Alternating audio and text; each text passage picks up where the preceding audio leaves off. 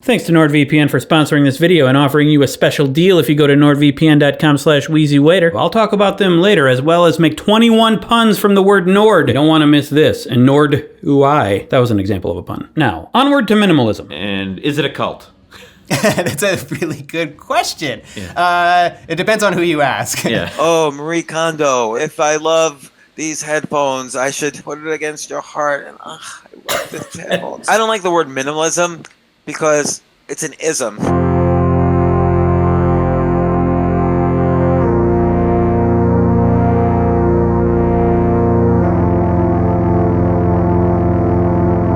Minimalism. Minimalism. Minimalism. Minimalism. The Google Dictionary defines minimalism as a trend in sculpture and painting that arose in the 1950s. Nope, that's not it. Definition number 2. An avant-garde movement in music that... No, that's not it either. I'm talking about that trend that's happening. Tiny houses, blogging about backpacking, blogging about blackpacking, living out of vans, Marie Kondo, tidying up. It's everywhere these days. More like maximalism, you know what I mean? All right. In this video, we're gonna figure out why people like it so much. But first, we gotta define it, because it's kind of hard to figure out what the definition is. These two popular podcasting dudes who call themselves the Minimalists have a definition of minimalism on their website. A tool to rid yourself of life's excess in favor of focusing on what's important so you can find happiness, fulfillment, and freedom! And this guy, Matt D'Avella, made a documentary about those two dudes called Minimalism, a documentary about the important things. And he is a minimalist himself and a YouTuber. Ugh, YouTubers, you know what I mean? We should stop looking at each other's schedules. Yeah, dude. I've noticed that like 2 or 3 times where we come out with the same exact video within a couple of days of each other. I told you that's because I tapped your phone line. Right, yeah. You say you're a minimalist. That's how I introduce myself to everybody. Yeah, everybody you meet, the first thing you say. Yeah. It looks clutter-free over there, right? Looks pretty good. It looks pretty good. I see like 1 or 2 things on every shelf. This is what I do. I'm like up-and-coming Marie Kondo. The idea with minimalism is just to be very intentional with the things that you bring into your life. So it often starts with the stuff. Is it something worth keeping? But I think it also can be applied to other areas of your life, like relationships. If you have toxic relationships, you can certainly be intentional about those. So what if I do have a lot of stuff I don't care about? What's the harm? If having a cluttered home and having stuff all over the place all the time does not bother you or your significant other, which I think is important to mention, I'm from the perspective of that's great. I'm not gonna go to your house and take your stuff away from you. I think that people have this kind of reaction to minimalism. It can sound a little bit intimidating. Therefore, I have a plan to workshop a solution. The term itself elicits the wrong idea sometimes. So I came up with a list of different terms for it. Oh, great. Intentional liver? How does that sound to you? It sounds like a body part. Is that so bad? Not really, no. Happiness from things detacher? Is that all one word, or is that? Well, is that 3 you could hyphenate it if you want. From a branding perspective, you got some problems. Hard to remember because I've already forgotten it. You'll have the same problem with the next one, which is thing, thinker, abouter. Enoughist. Enoughist. That's cute. I like that. Just in case you still don't understand what minimalism is, here are a few more attempts to define it from 2 of my 3 favorite people, me and my wife. The third favorite is Ada, our daughter, but I was unable to get a hold of her publicist for an interview. Anyway, removing the clutter in your life so that you discover what you truly value. Having everything you need that adds value to your life and nothing more. All right. Definitions made. Now let's start a list of reasons why people like minimalism. First, we're gonna start with a few very practical, concrete, hit the side of your hand onto your other hand reasons. I am first and foremost an aesthetic minimalist. I like furniture with clean lines. I don't like a ton of like bold, bright colors, trinkets and tchotchkes, unless they make me feel really happy. 1, aesthetically pleasing. It's just a personal taste kind of thing. You'll find all sorts of minimalism porn all over the Pintersphere, the Instablams, and the YouTubes. It just looks nice to some people. That's it. Simple. 2, it just friggin' saves space. A few years ago, I followed a couple of engaging online personalities through their minimalism journey, and this was a big part of it. Again, it was me and my wife. We went through a phase where we got rid of a lot of stuff. I wrote a goal. Declutter physical stuff. It is improving our lives. Right, Chyna? Oh yeah. It reduces stress. Often we keep things around just in case, as a reminder of something that we're going to do later. But then eventually it becomes a reminder that we are not doing the thing we want to do. Like say you want to take up sewing, and you buy a sewing machine, and then you never use it, and then you look at it and you're like, oh, I wish I sewed more, but I'm not sewing it. We were living in a really small apartment. It didn't seem like we had that much stuff. But we really did. Hot Cocoa, Best By December 14th, 2012. Hot Cocoa, Best By December 5th, 2012. We're getting rid of this ottoman here. Bought it before we moved to this apartment, and I liked it in our last apartment, but it doesn't fit in this apartment because our living room is only 7 feet wide. Oh. Thank you for being a good ottoman, I guess. Now that we live in a house that we bought, I want basically everything that we own to have a place that it can go to be put away. If all the closets in our home and all the drawers and all the cabinets are filled, then we don't have room for more stuff. 3, this is a big one, and we're gonna be on this one for a little while, helps remind you what matters. It's not just minimizing what you have, it's also minimizing what you want. According to Matt D'Avella, I had to get the house, I had to get the car, and so then I could prove to everybody else and also to prove to myself that I was successful, that I had done something with my life. When I found out about minimalism, it was this wake-up call like, hey, you don't have to do that. You could choose to be content and choose to be happy right now. I had family that cared about me. I had really challenging work. I wasn't making tons of money, but I had a lot to be thankful for and grateful for. And if I was unhappy, that was just myself getting in my own way. but there's also extreme versions of minimalism that can help you get perspective during tough times. These are the sexy ones, the ones that are, a crazy story that you tell people around the water. Do people talk about around water coolers anymore? Maybe the kombucha spout. It's sort of a way to reset. The minimalists themselves, one of them anyway, went through a divorce, I think. It's true. In 2009, sadly, his mother died and he went through a divorce in the same month. This caused him to question everything in his life and to completely start over. And this guy, James Altucher, from the beginning of the video, who said this. I don't like the word minimalism because it's an ism. He's an entrepreneur, blogger, podcaster, author, guy who was in my home buying video wearing the same clothes because I interviewed him about both things in one sitting. Well, he went through a very crazy journey. But I'll describe what I did, and you can tell me if it's minimalist or not. Several years ago, I called someone who helps me with a lot of errands. Her name's Lisa. And I said, I'm going away for a week. Go to my house, throw everything out. Keep it, give it away, sell it, whatever you want. My last marriage had ended, and it was a good way for me to just not have to think about too many things. So I go on a trip to California. I only had one carry-on bag with me. She told me later it took her all 7 days. She had to rent an 18-wheeler truck. Her whole family, husband, 2 teenage kids, and all her nephews every day go to my house. The police were constantly circling the block. She threw everything out. I land back in New York, and I really do have nothing. So I stay in an Airbnb, and then I stay in another Airbnb, and another. If I ever bought anything, I had to throw something out that was in my bag. That's how I lived for almost 4 years. That sounds like minimalism. And did it work? Yeah. I mean, sometimes people say to me, oh, you must have been so happy. You must have felt so free. No, not really. I missed things. I threw out things that I missed. Happiness is not the only good emotion. You can't feel that all the time or else there's no value in earning it.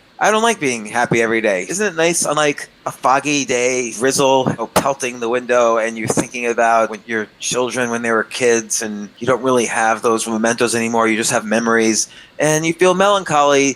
But that's not necessarily a bad feeling, and we've demonized it to be bad. I didn't feel depressed though, and I didn't feel angry at myself. I didn't regret anything, and I felt less anxiety. It wasn't like I was hopeless. I was very functional and productive. But just this area of my life, I kind of needed to take a break. But I know a lot of you are probably thinking, but it also sounds expensive. Some of the Airbnbs were cheaper per day than the apartment I'm living in now, and some of them were more expensive. People say, oh, is it expensive to eat out? Not necessarily. When you cook a lot, well, you have to buy all the dishes, all sorts of cooking equipment, time, going grocery shopping, extra spices, snacks, and other stuff that you never truly finish. My grandfather willed me his coriander, and it's still not empty. I didn't buy a car. I didn't have to buy any furniture. I just look around this place. I had to buy things. I had to buy lots of little things to recreate my life, to become an adult again. I only buy things I love now. When I remember as a kid, I loved playing arcade games. So I bought my favorite arcade game. I remember I loved that book, and I love to reread books. So I'll buy this book now. So I got sick of reading digitally. It has to be something I really, really want and love, or else my gut instinct now is to say no to all the barrage of advertisements raining down on us. Now, I actually found a lot of his story inspiring and relatable, but I'm part of the core demographic. Now here's the part of the video where we complicate the idea of minimalism.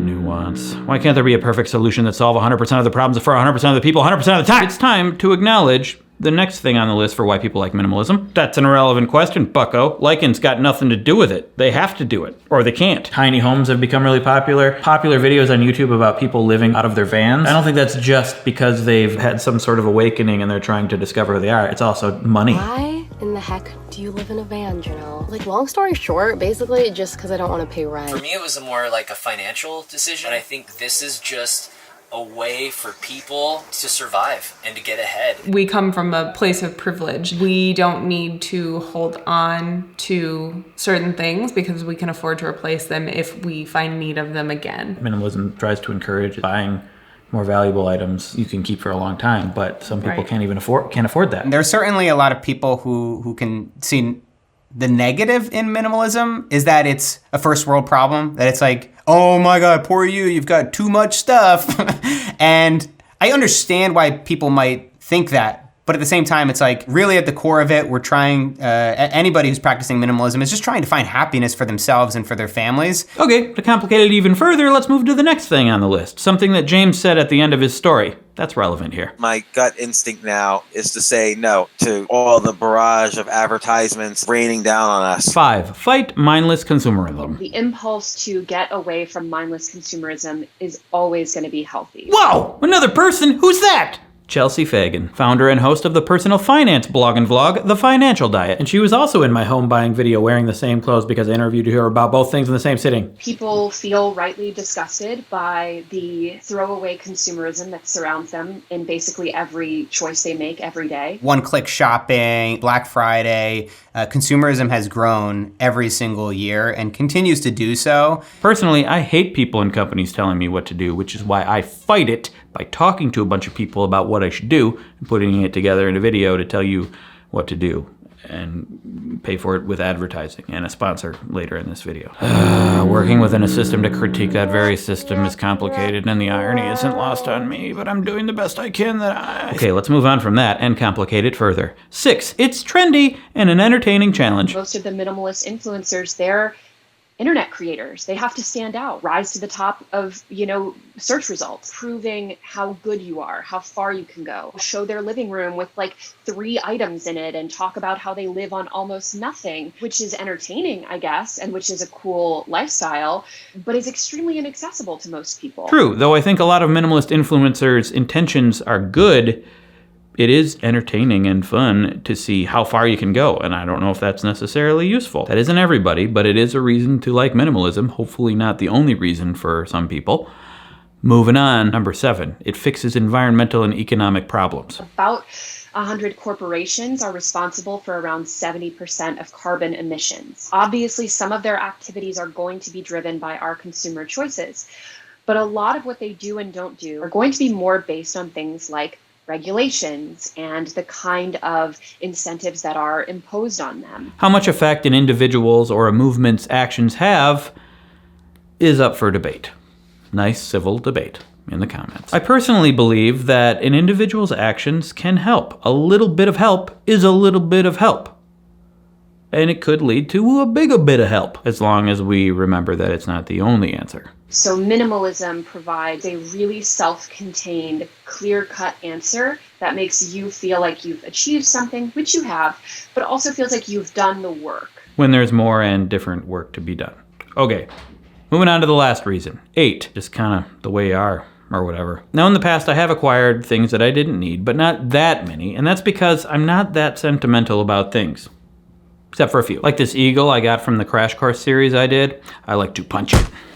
And this painted glass Rambo art that I won at a festival. Minimize this, Murdoch. But more crucially why I don't acquire things, I hate shopping. Never liked it. I just want to stay home and play video games and watch TV shows that I download from the internet, not from a box in my house. That's kind of where I'm at with minimalism right now. We don't really think about it. We've just developed habits of acquiring things we need or want and getting rid of stuff we don't. And overall, just trying to be less wasteful. Like all the challenges I've been going through, the minimalist phase we went through years ago just helped us develop what we consider good habits. The idea of minimalism is very healthy and very good for a certain group of people, but it's also not a universal thing. And I don't think anyone should feel bad if they don't feel like they ascribe or are a part of this minimalist thing. No, do what works for you. Yeah. Yeah.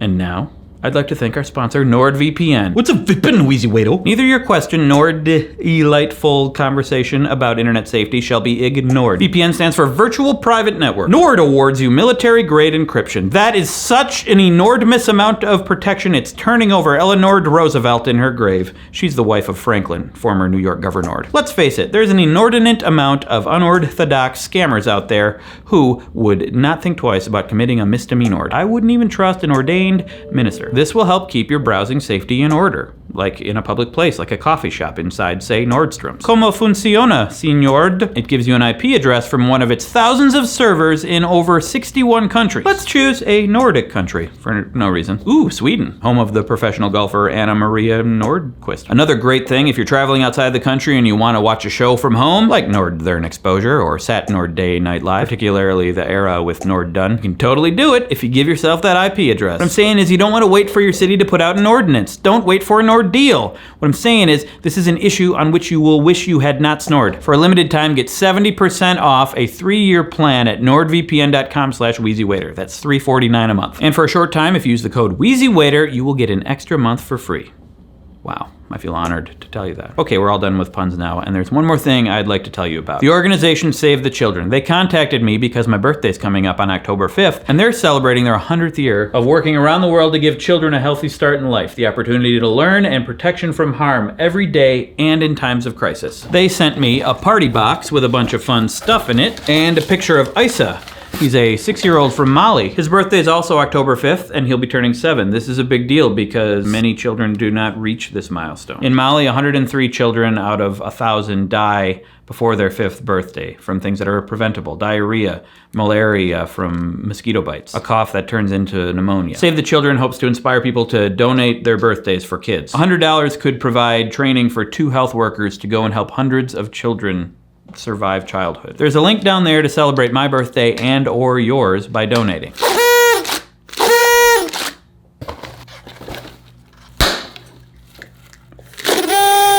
Thank you for watching. I do Why Do People Like videos all the time. There's a playlist, and YouTube thinks you'll like that video, and you can subscribe by clicking there and hit the bell. I don't know why there's a bell and also a subscribe button, but if you do both, then you're definitely gonna get notified when I make a new video. And I do a daily vlog every single weekday for patrons, and there's other perks over on Patreon.